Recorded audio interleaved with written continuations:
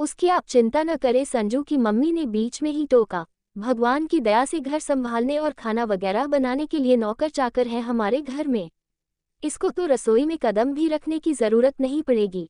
रही साड़ी वगैरह की बात, तो जैसे हमारी मंजू वैसी ही बिन्नो। और फिर आजकल तो लड़कियां जीन्स पैंट में घूमती हैं। मंजू के जाने के बाद यही तो उसकी कमी पूरी करेगी।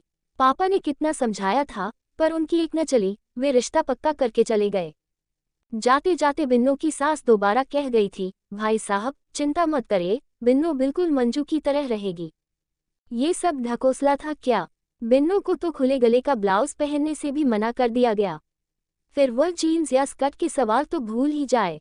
बिन्नो ने दबबाए आंखों से नीली जरी की साड़ी और ऊंचे गले का ब्लाउज निकाल कर पहना और नीचे आ गई। फिर वही बायोलॉजी का मेढक और पूरी की पूरी क्लास। उस दिन फर्क केवल इतना था कि क्लास में चेहरे कुछ नए थे। वह कटे मेढक की तरह निर्जीव सी बैठी रही और मशीन की तरह पैर छू छू कर रुपए मंजू को पकड़ाती रही। उसके अंदर ही अंदर रुलाई के बादल उमड़ घुमड़ कर रहे थे। क्या सुहाने दिन थे मायके के, और अब क्या हो गया?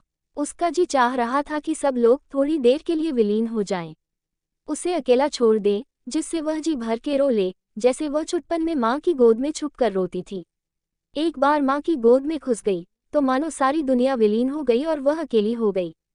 घूंघट के अदर ही उसकी रुलाई निकल पड़ी। इससे पहले कि अगली औरत मुंह दिखाई के लिए आ पाती, बिन्नो ने जल्दी से रुमाल घूंघट के अंदर ले जाकर आंसू पोंछ लिए।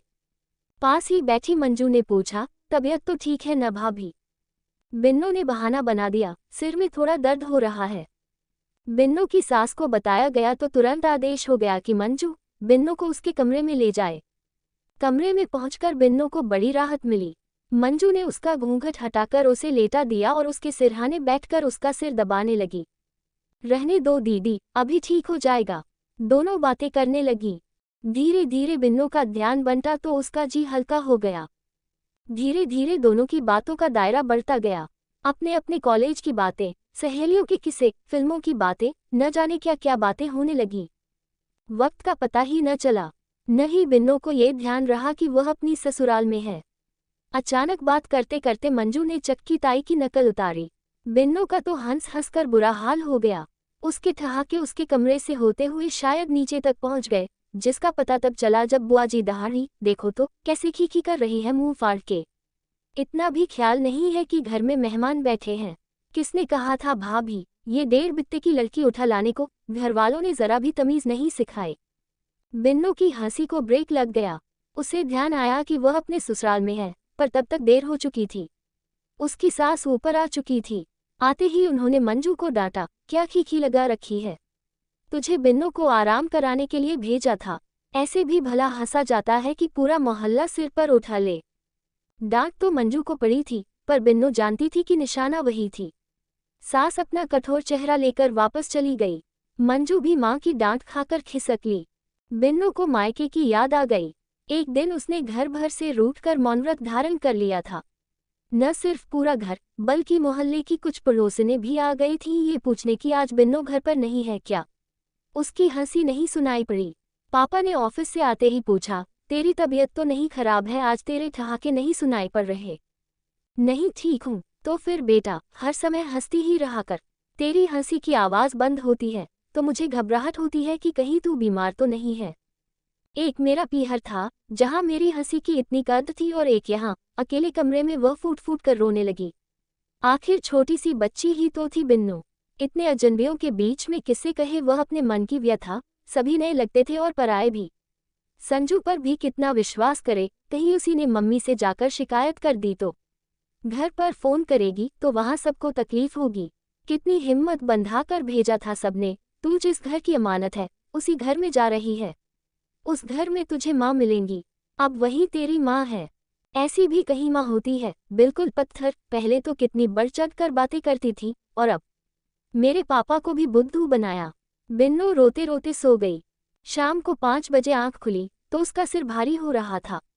ससुराल, शादी, पति, सासू माँ, नया घर, कुछ भी अच्छा नहीं लग रहा था उसे अपनी सहेलियाँ, अपनी आज़ादी याद आने लगी। ऐसी तबीयत अगर उसके घर में हुई होती तो उसने पूरा मोहल्ला सिर पर उठा लिया होता और पूरा मोहल्ला ही उसकी तीमारदारी में लग गया होता। उसका मन हो रहा था कि वह बस किसी तरह उड़कर अपने घर पहुंच जाए, पर अभी तो उसे अपने घर जाने में 1 हफ्ता बाकी था। और फिर अगर वह चली भी गई तो कितने दिन रह लेगी वहाँ, हमेशा के लिए तो नहीं न। कितनी अजीब बात है लड़कियों के लिए। अपने घर में वह उम्र भर पराए घर की अमानत रहती है और जिस घर की अमानत है वहाँ पराई जैसी लगती है। दरवाजे पर खटका सुनकर वह पलटी तो देखा सास खड़ी थी।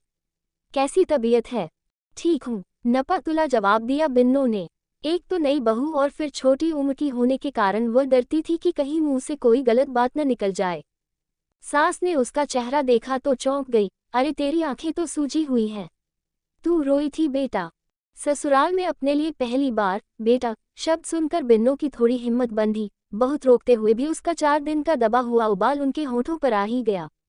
उसने रुंधे गले से कहा, माँ, एक बात पूछूं?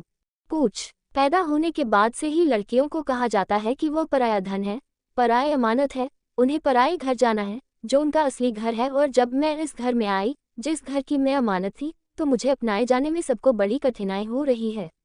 मैं अपने मायके में सारी जिंदगी पराए अमानत रही और अब यहाँ भी पराई हूँ। कौन सा है मेरा असली घर?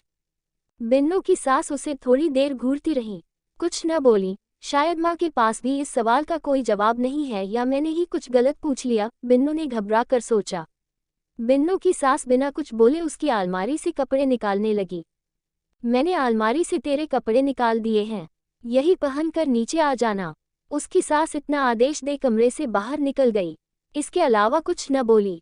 उनका चेहरा और कठोर हो गया था। सीढ़ी सीधी ड्राइंग रूम में उतरती थी।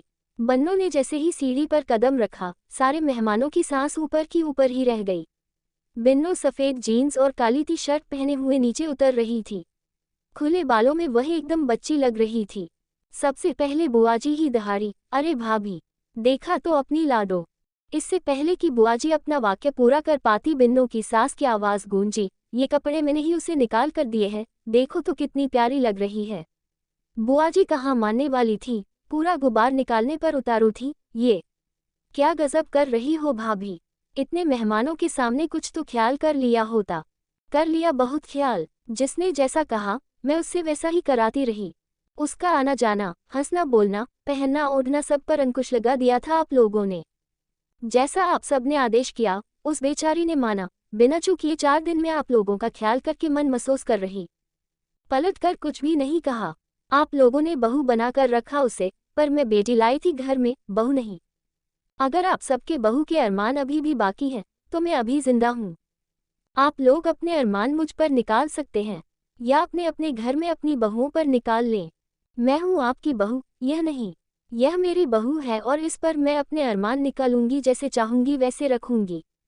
और मैं सबके सामने ऐलान करती हूँ कि यह मंजू की जगह आई है और मंजू की तरह ही रहेगी, बहू की तरह नहीं। बिन्नू इस घर की अमानत थी और अब अपने घर में आ गई है। पूरी बात एक सांस में कही गई थी। सब सहम गए थे, किसी के मुंह से कोई भी बोल नहीं फूट रहे थे और बिन्नू की खुशी का तो कोई पारावार ही न था। वह समझ गई थी कि 4 दिनों से सासू माँ की कठोरता मेहमानों के व्यवहार के लिए थी, उसके लिए नहीं। वह दौड़कर उनसे लिपट गई। ऐसे ही वीडियो देखने के लिए हमारे चैनल को लाइक एंड सब्सक्राइब करें। Thanks for watching.